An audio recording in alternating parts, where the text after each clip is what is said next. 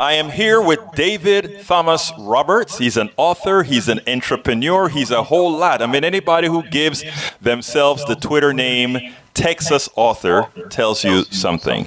Anyway, he's the author of the book, The Death of Liberty, and further, it's the Socialist Destruction of America's Freedom Using the Income Tax. My God, David Thomas, before we even get started, why don't you tell me a little bit about yourself? I'm 60 years old. This is my fifth book. I grew up in Texas, wasn't born in Texas. Grew up, like most Texans, we got here as quick as we could. And married 35 years, 4 children, 4 grandchildren. And a serial entrepreneur. My entire adult life, I've never had a job. I've always been in business for myself. Okay, so I mean, you're an entrepreneur. Tell me a little bit about what I kind of looked at the whole lot of books that you have, and you have like 4 other books that you've written as well, right? Right. I've got a book on entrepreneurship, and I've got I started writing political thrillers, fiction based on current events back in 2011, and there's 3 in that series. And I did a business book in between, and this is my first book of this type. With nonfiction. It actually about 2 years worth of research. There's over 250 sources cited in this book. This was I did not get a college degree, but I can imagine this is like doing a master's or a PhD thesis. It was that involved. Well, I mean, I did go over it enough, and I also saw the interview that you did with The Blaze. And David, if you could turn the speakers a little bit down more, because right now it's really coming over badly. There you go. How's that? Yeah. Okay, that's better. Here's my concern with your book. Your book is fatalistic. What I mean by that, you give the impression that it's all over. Is that how you really feel? No, absolutely not. And I'm sure you haven't had a chance to read the book. No, I read the table of contents, and then I read certain select areas that were of interest. Right. So there are some solutions, but there's no easy solutions to the problems that I lay out in the book. Now, give me your concept of where we are as a country today. Well, I think maybe if your audience and you understood, I went through 11 straight IRS audits, most of them during the Obama administration. And wait, let me stop you there. Okay. You said most via the Obama administration. Eight of the 11 straight audits I had were during the Obama administration. Okay. Okay. And so, what was the purpose of those audits? Harassment would be my opinion. Okay. In fact, at the end of the day, if you took, I paid over 8 times more in professional fees to my CPAs and tax attorneys than I ever paid the IRS. And by the way, none of that, they never found that I report all my income, 100%. That's never a question. It's always the battle over expenses and how deductions are taken and those kind of things. So it actually cost me more money to go through these audits from the fees that I paid than the government ever got out of me. Really? Yeah, and I would say that's true of a lot of Americans. And you think that is harassment? Okay, great. So tell me a little bit more. So on top of that, I got on the no-fly list during the Obama administration somehow. Coming back from the Rose Bowl, I couldn't even board my flight. And then my wife and I, coming back from Antigua after an anniversary, got pulled out of customs in Miami and were interrogated for 12 hours, not given due process, wouldn't charge me anything. All they did is ask the same questions over and over again. So when I was sick of it, sick of the repetitious audits, sick of that, we went and filed 72 FOIA requests with the holder and the Obama administration. And like most of these FOIA requests, we had 0 return. I still could not tell you today why any of this happened. I have my theories, but are you an activist or? Oh, absolutely, yeah. And you're heavy into the Tea Party movement. In fact, as I understand it, correct? Yeah, I was very heavy early on in the Tea Party movement, and I'm not part of any organized Tea Party now. So the Tea Party principles, I'm still and I do. I've been very blessed and successful, and I do. Give money to candidates I believe in and causes that I believe in. So I think all of that had a combination And if anybody thinks that the tax code is not used to punish political enemies, they're a little bit naive. On all sides, you would say? Oh, absolutely. I mean, Nixon did it. I mean, so that's one of the problems with the current system that we have. Now, let's go now to your book. You start the book with, how have we lost our sense of liberty? How have we lost our sense of liberty? Well, hey, Roberto, have you ever been through an audit? You ever been to tax court? Yes, 2 times. Then you know really well that you lose all your Bill of Rights is gone in tax court. You have no Fifth Amendment. You have no Fourth Amendment. You actually have no First Amendment. So you absolutely lose those. And we actually got away from the founders. The founders were very clear that they didn't want direct taxes on individuals, and they want direct individuals dealing directly with the federal government. And so during the progressive era, 1890 to 1920, I honestly believe that we're on the precipice of another progressive era. You see the rise of the democratic socialists. You see, like myself, yes. You see the like your broadcast that you had, I think, the day or two out, the eat the rich philosophy, that everybody's rich, everybody's a billionaire, everybody's a millionaire, must have got it illegally, and we get it off the backs of other people. It's a zero-sum game to folks like you that in order for somebody like me who had nothing when I started, that obviously I had to steal it or do it immorally to get it. No, I don't want you to get away with that one. I knew that'd get a response. Yeah, I don't want you to get away with that one. Let me tell you where I'm at with that. I want you to go out there and make as much money as you can. Not only do I want that, I want you to be successful at what you do. I just want you to realize that you, no matter what you may think, that you didn't do it on your own. Well, so you're going to go Obama's way, and you didn't build that, right?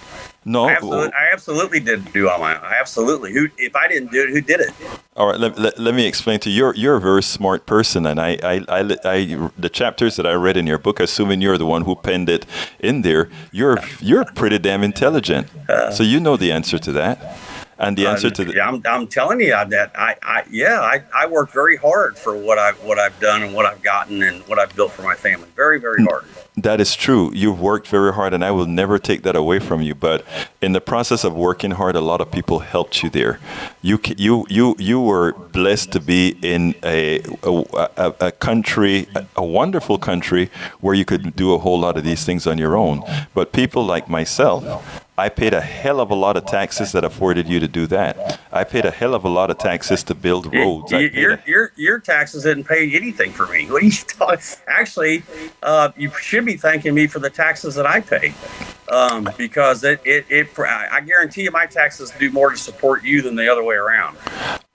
Well, maybe as a political activist, which I make no money now, that's the case. Yeah, that's the thing about politics. So let me ask you this. Well, wait, I want to challenge you for a minute, okay? So, yes. The taxes you paid, I paid fuel taxes to pay for the roads that I use. I pay real estate taxes. I pay taxes. I pay state franchise taxes. I pay corporate income taxes on my corporations. And so I don't know where your taxes help me. Let me explain. And this is what I try to. Why I make a very good political activist is I don't give somebody like yourself a chance to look at me and say, I am a user, I am a taker, or anything of that nature. But I didn't say that. I know. No, I wasn't accusing you. I was speaking rhetorically. Okay. I don't allow that to occur. Why? Because I came to this country. And not only did I come to the country from a foreign land, I came here. I went to the University of Texas. Awesome. Hook 'em. So am I. There you go, brother. I didn't graduate, but that's okay. You're still my brother. Anyway, I also went to, I worked for corporate America for 5 years, and then I formed a company and was successful in that company for over 20 years.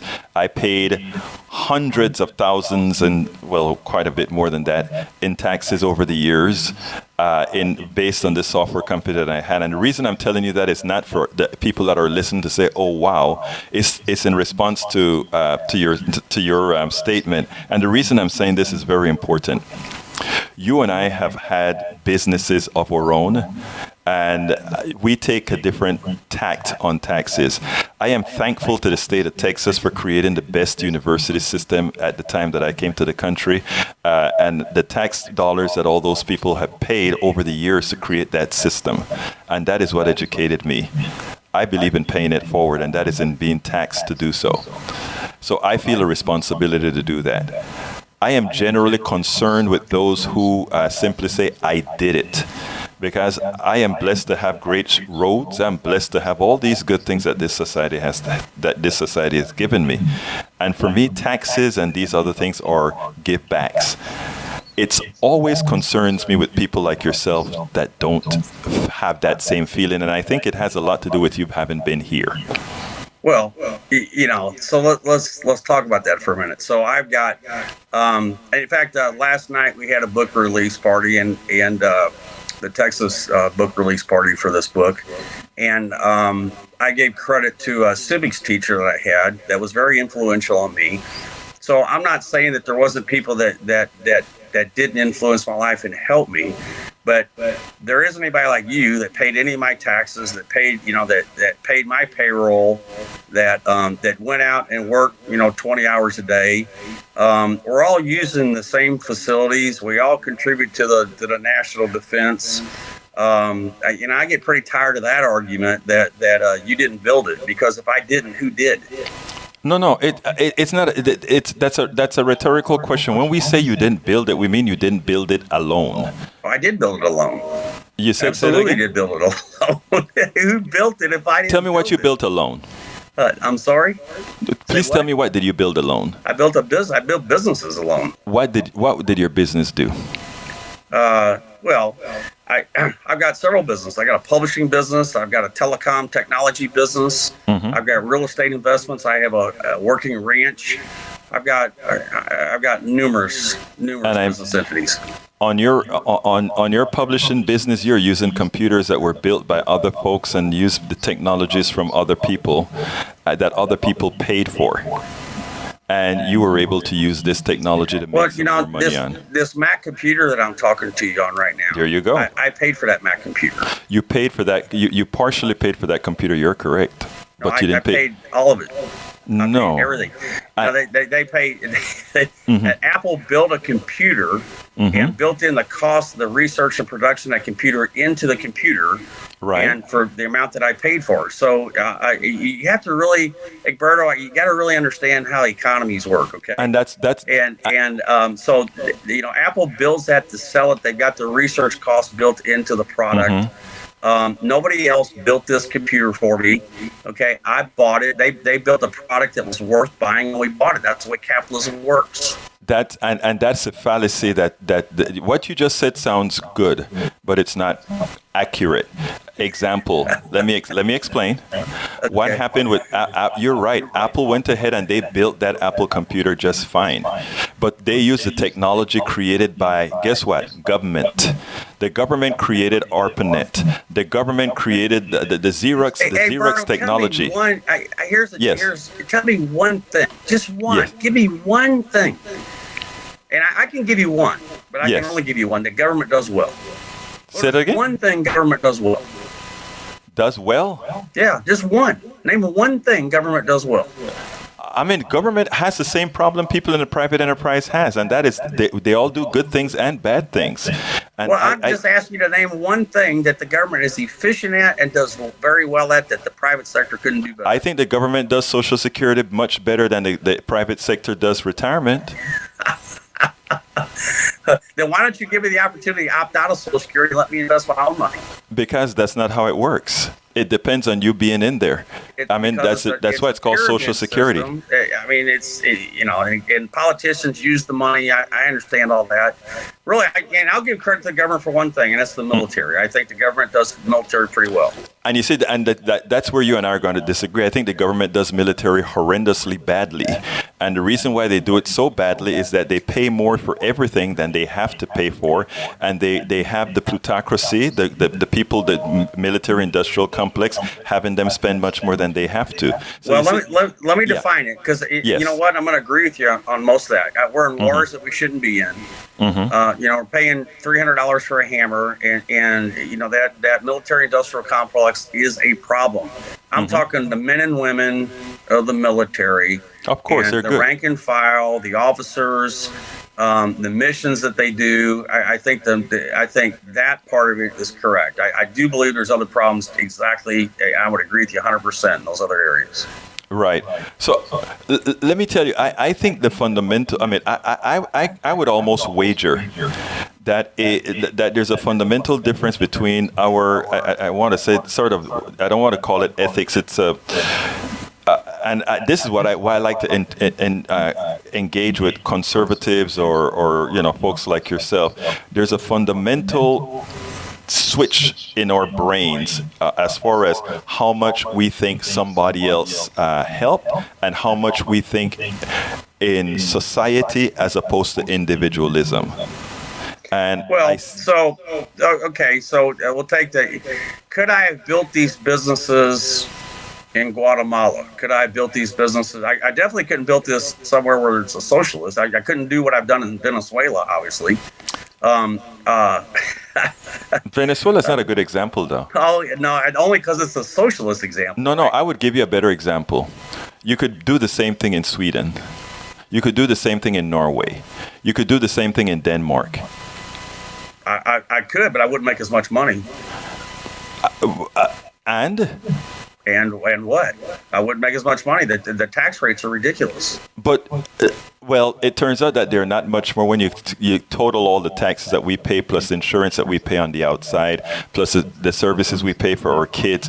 When you add them all up, society is a closed loop. And you either pay it through government, which is more efficient, or you pay it independently, which costs more. And if you you're paying one way or the other. It's just who can run it better, right? Right. That's right. And who gets the choice of how it's done? And the thing about it is, economy of scale says that the government has to be extremely more inefficient than the private sector for it to do worse. As an example, when we talk about healthcare, when you have to pay executives and all that kind of stuff above and beyond the cost of healthcare, by just simple math, it's more expensive. And trying to relay that message becomes difficult because people don't want to leave their ideologies behind. Yeah, well, look at the VA. There's your example of government-run healthcare. So most people like their VA services once they get in. Nobody I know. Nobody that I know that uses the VA likes them. They complain about it. It's horrendous. Would you go to a VA hospital with a life-threatening disease for open heart surgery? I wouldn't. Okay, there are myths, and then there's what really happens. My brother-in-law, who had a heart transplant at the VA hospital, and he's doing very well. So I would wager that my sister's husband, my brother-in-law, he's was a captain in the Navy. He uses the VA. He loves it. So you look at royalty from the Middle East. You look at people from all over the world come to the Texas Medical Center. They go to the Mayo Clinic. They go to Johns Hopkins. Again, I don't see anybody that here going is not to Sweden true. Or UK or Canada for healthcare. I wish. Let me tell you what I did before. I'm gonna tell you what I did because my thing is not listening to rhetoric but doing experiments. I'm a scientist. I write software. I'm an engineer from the University of Texas, etc. Let me tell you what I did. And you know what? I have a software patent, and I've never wrote a lick of code in my life. And guess what's? And you know what? That's what I'm talking about. You are a smart dude. And not only are you a smart dude, but that is a problem with capitalism. What you just said is a problem with capitalism. Why is that?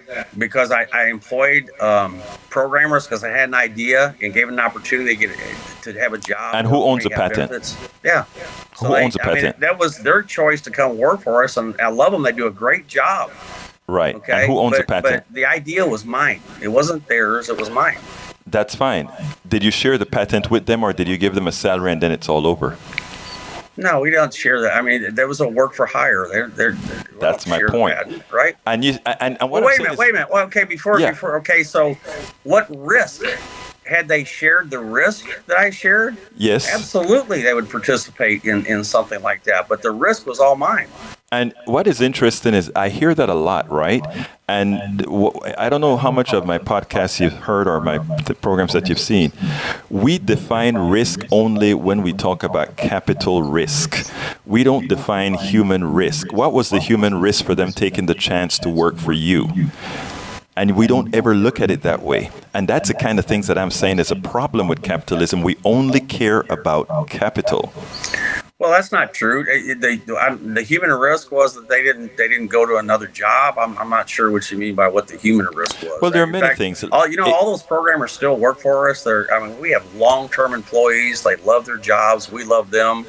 It's a great culture. David, I'm saying everything that you're doing is absolutely legal, and everything that you're doing is following the rules that this country was built on. And that's fine. I'm saying that I think there's a better way that we can migrate to. That's all. And when your book, again, I wish I had time to read the entire book of yours. I didn't. But I think what it does is it cauterizes into people's minds that this is the only way to do things, and any changes that are made going forward, any socialist change that's made going forward, is somehow detrimental to the people within the society, or that it makes it wrong. Let's be clear. Here's what the research proves out, and what's in the book is that when the 16th Amendment was ratified, the whole intent of the 16th Amendment, the United States government was running a budget surplus. Mm-hmm. Was running a budget surplus. They hadn't been in a war in years. The entire intent for the progressive income tax. And by the way, the progressive income tax is the second tenet of the Communist Manifesto. So basically, our entire revenue system that run the federal government is a Marxist ideology. Can I ask you to pause there for a second? Sure. I postulate that you're correct right there. Okay, I didn't do the research, you did it, but I believe you. So what's wrong if that's the case? Go look at the Communist Manifesto. It's right there. No, but what I'm saying, if we take something good out of a particular document that is otherwise bad, what's wrong with that? Well, you think the progressive, that's the argument, is progressive income tax is not good. So it's the entire intent of it was social justice through the tax code. Right. The income tax was not needed, and then 2 years later, we're in World War I. The rate goes up; it never goes back. So I asked, socialists and folks like you. I said, what is the right tax rate? Let me tell you what it is. What is the right tax rate? I'll tell you. I know what it is. Okay. Whatever is needed. No. Let me tell you. Let me be honest with you. Okay. I am not smart enough to know exactly how to do it. Right. I'm not smart enough for that, and very few of us are. What I do know is everything that we've done so far has allowed extreme disparity in wages, in income, and everything else, and that just a few take advantage of the spoils. I think you have to give me that. Nah, I wouldn't agree with that. So, all right, so I'll give you an example. If my wife and I got married, we lived in I bought a repossessed trailer. We lived in a trailer in a rundown trailer park. We didn't have 2 nickels to rub together. Okay. Mm-hmm. So I've been at a point in my life, I've actually been there a couple of times, but I had nothing. Mm-hmm. I mean, nothing. So I think that everybody has the opportunity. Some have more opportunities than others, but it's not the government's job to decide who gets those opportunities. Everybody was born naked. They have the same opportunities. I had the same opportunities you have. So I think that there are some that get lucky, win the lottery type thing. That wasn't me. It took me years to get where I'm at, and with a lot of sacrifices along the way. And to be honest with you, for somebody that just wants to have a job that doesn't want to make those sacrifices, that's the decision that they made. So you really think everybody had that opportunity? I think everybody has opportunities. I think that there's things working against folks. I think our educational system is absolute abysmal, especially the public education system. And I think that, here's some other research I did, Edberto.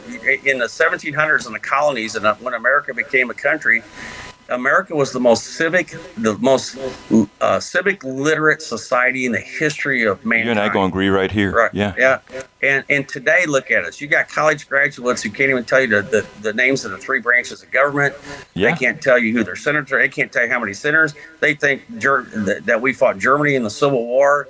I mean, you can point it to a place on a map, but they can't tell you what country it is. And so what you're seeing is where you think it's a lack of opportunity, I think it's a lack of education. I think the education has failed, and I'll blame that squarely on the progressives.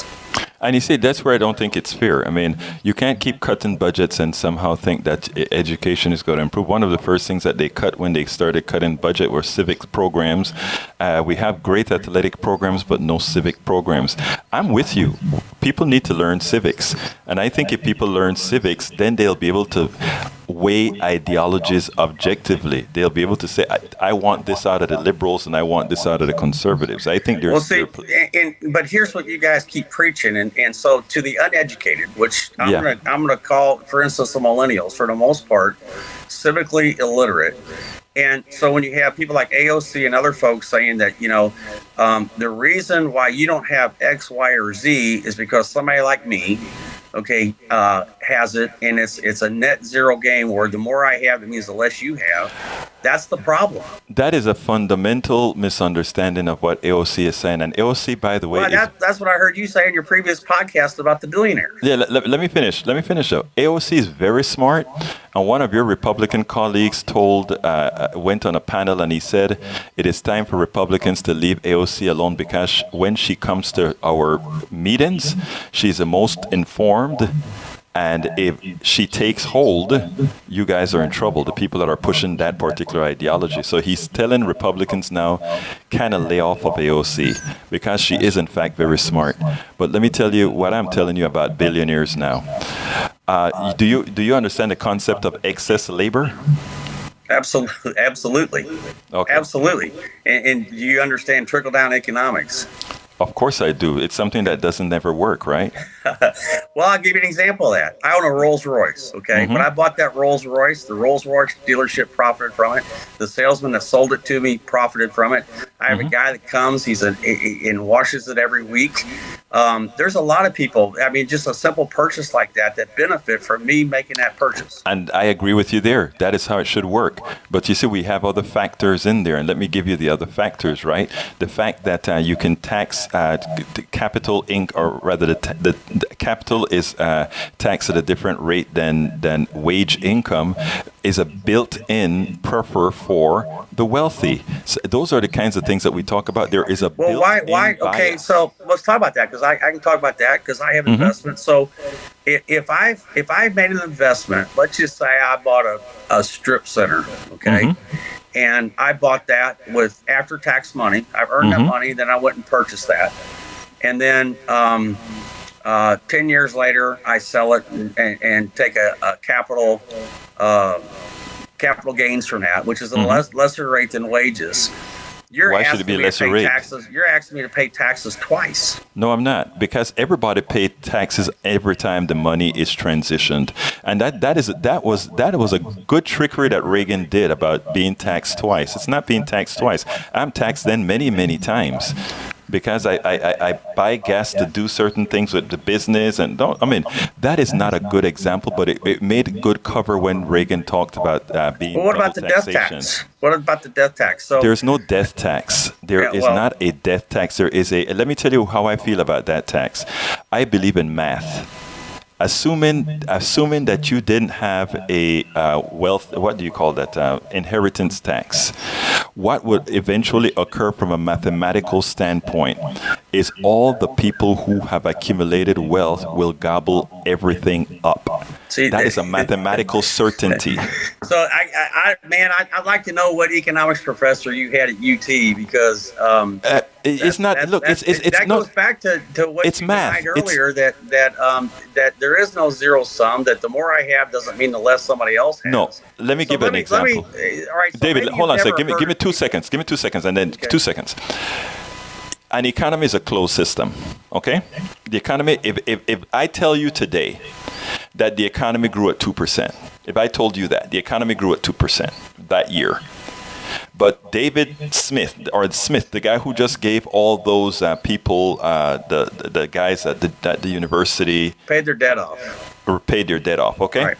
That guy's worth $5 billion, but not only is he worth $5 billion, but what he does is he is such a great investor, entrepreneur, is he's able to give a return of 22%. Everything he does is legal and it's right. He's a smart guy. He knows how to use a capitalist system. That's the system he works in. If his clientele is increasing their worth at 22%, but the economy is only increasing at 2%, right? That means that is extractive, right? Because what is happening there is, since the economy is a closed system, that has to be coming from somewhere else. If it were work, I would understand it. But if it's investment, it means that it is taking a bigger share out of the economy without work. Well, what if his investment brought value to the economy? That's just like saying, so it has brought value. It did bring value. I'm not arguing that it did bring value. If I invested in Apple or Amazon stock and the stock grew and I got capital gains off of that, you're telling me that that's taking money out of somebody else's pocket. Of course. Let me explain how it works. It's a simple explanation. It's not fun. It's simple. Let me tell you how. Bezos is worth $160 billion based on the appreciation of the Amazon stock. The Amazon stock appreciates because they are very efficient in the way they handle their expenses. And what is a part of that efficiency? A part of that efficiency is paying their employees a lot less than they otherwise could. Okay, so what that means I would is argue with you that Amazon builds a better mousetrap. I mean, I recognize it with Amazon. I said, holy crud, I can get stuff delivered to my house. I don't have to go to the store. Well, Amazon is a monopoly that also got me out of money. Let me tell you what Amazon did. Let me tell you what Amazon did to me, okay? Back in the 1980s, Amazon patented something called one click. It was how you click on the screen to purchase the product. They patented that. I never heard of that. I created a product that was a shopping cart, or I was creating a product that was a shopping cart like that. And when we started doing some searches, we realized that we couldn't use that click. So I had to do something else. I did serial communication on Windows that made, and by the way, your name, DTR, is a piece of my software. but what I'm saying, David, is this. Yes, the people who make a whole lot of money off of stock appreciation is based on it's based on the efficiency of how the management ran that company. And that efficiency also includes paying as little as they can for labor, as little as they can for everything. So therefore, when we talk about a zero-sum gain, that is where we're talking about. In other words, in order for that theory, and that is a theory. It's not a theory, it's a fact. In order for that theory to work, that means that the market forces, for instance, I'll tell you something. You're talking about software programmers. Mm-hmm. There's good ones, there's outstanding ones, and there's bad ones, right? Right, true. So we pay what we are required to pay, what it takes to hire a top-notch software I know programmer. that. And it's not as little as we can pay. We want people to make a living and have a great lifestyle. You have the theory, and many like you, that corporations are evil, mm-hmm. and they pay people little on purpose. Yes, they do. They're profit driven. There's no doubt about that. Yes, they are. But you also got to remember that you can't get good people if you're not paying competitive wages. But here's a kicker. Yes, you can. When you have a fearful, remember, it's not a science. When you create an economic condition in which people are more concerned about having a job, they'll work for anything. And that's where we are in an economy right now. We are in an economy where people are just, in as much as we supposedly have full employment, they are just happy to have a job. Well, my I guess we must run in different circles because my But Listen, it's a very competitive job market right now. If I have employees, we worry about other companies stealing our employees, or we want to keep our people. So you have to pay them what they're worth. And so I reject that all. So I have to ask you a simple question then, David. Mm-hmm. How can we be in such a, you're right, we are in a very tight job market right now. To what do you attribute that wages are not really going up? Well, I think they are, but I think some of the skill sets, the people that are not seeing the wage growth is because their skill sets are not there. So it goes back to an education problem again. Okay, they don't have the skill sets. They don't. You have people going and getting college loans to take an art. To get $120,000 in debt for an art degree. And there's nothing wrong with an art degree, but I don't know how you're going to pay back a six-figure college loan right. when you're majoring in something that you can't get paid for. No, you can't. There are certain, I personally think college education should be free of charge for people who can hold the grades. But again, that is a difference in ideology that's debatable. It always goes back to who pays for it. It's not free. Somebody's got to pay for it. Yeah, and the corporations pay for it, and let me tell you why. Because when I became an engineer, the state of Texas, I paid 10 times what the local person paid. In other words, the Texas resident paid $4 an hour in my days. I paid $40 an hour until I became a Texas resident. I think in my last year or something where I paid $4 an hour.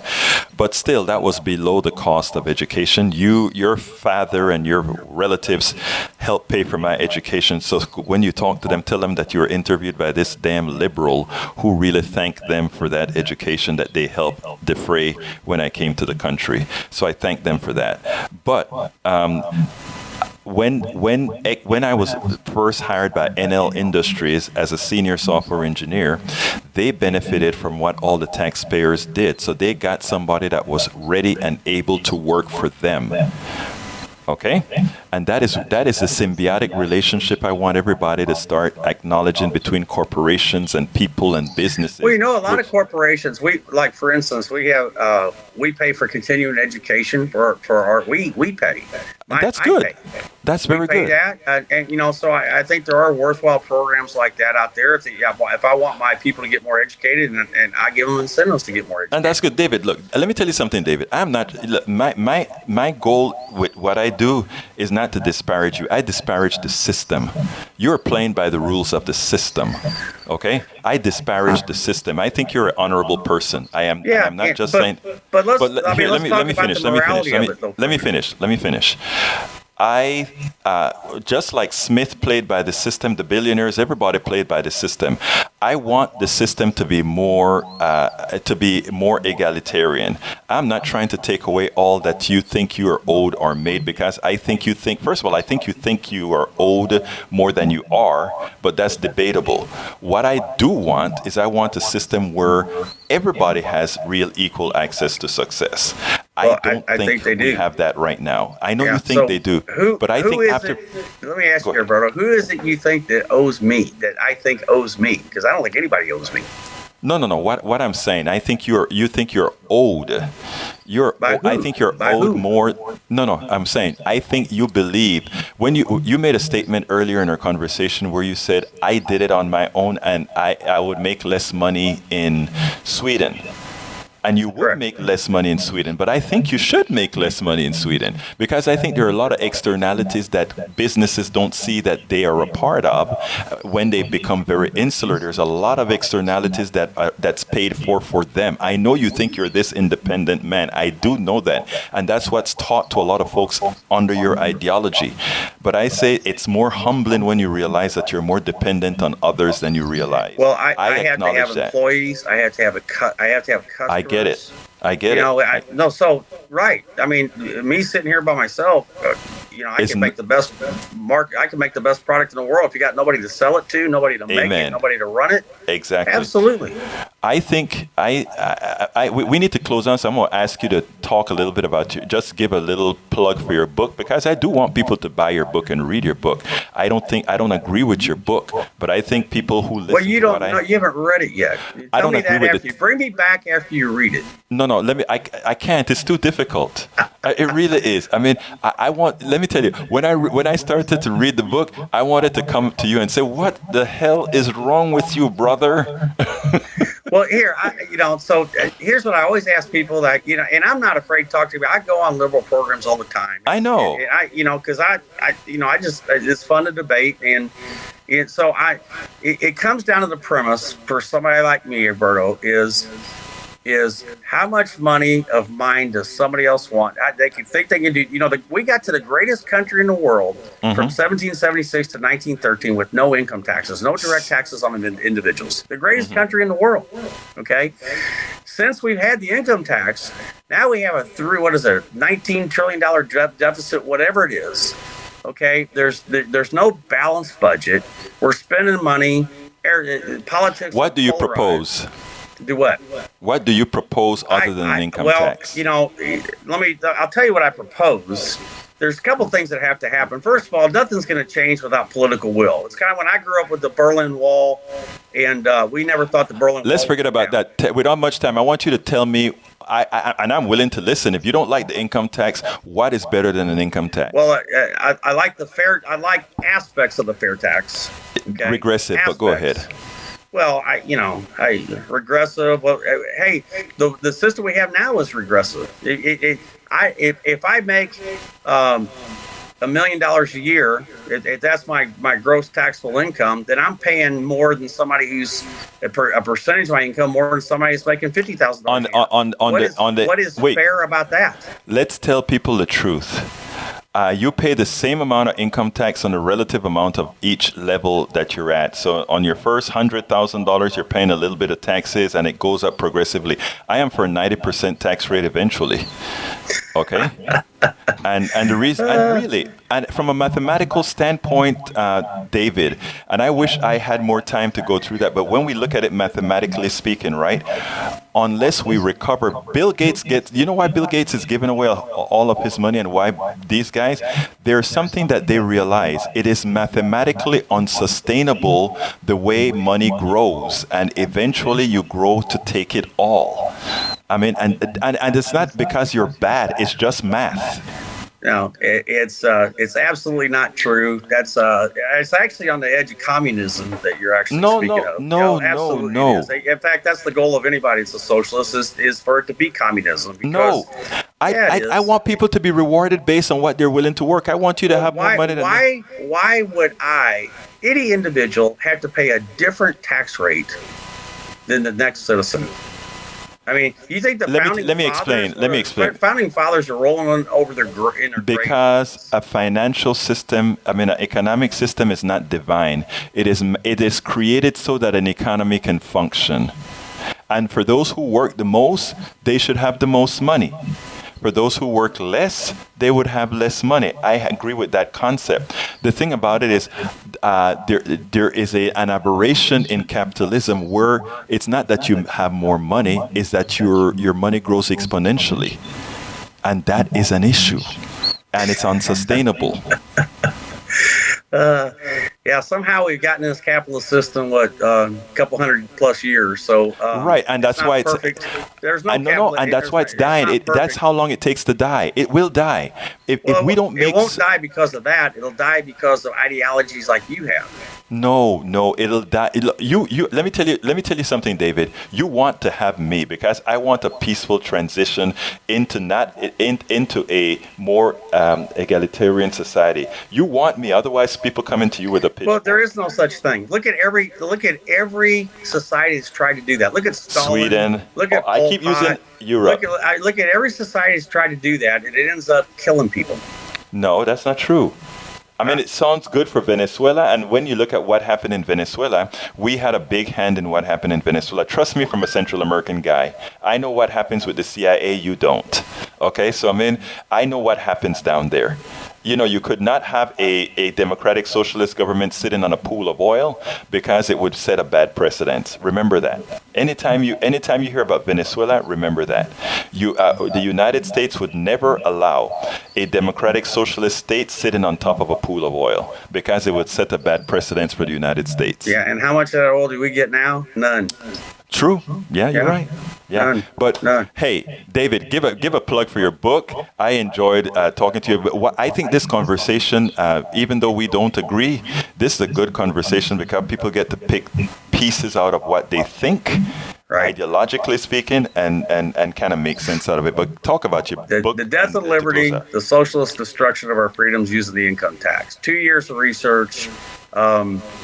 It's even if you're from Egberto's side of the aisle, I read books that I don't agree with because I want to learn how the other side thinks. So that would be my plug. It's available everywhere.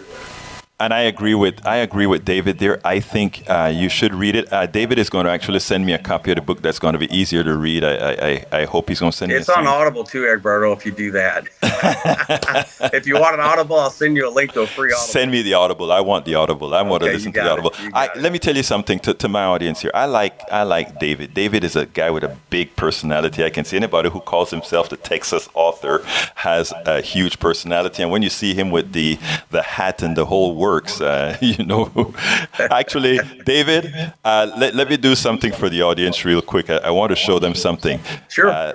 Folks, that's David for you, buddies, okay? Does that tell you a man with personality or what? All right. Egberto, I enjoyed it. It's we don't agree, but we can, that's great. We can sit here and debate. So it was a pleasure speaking to you. I thank you for talking to me. Much success on your book. Yeah. But to my audience, read the book and remember what we've learned on Politics Done Right. Hey, Berto, have a great Memorial Day weekend. You too, my friend. Thank you. Thank you very much. Friends, please click the button here and subscribe to the channel. That is how we get the message out.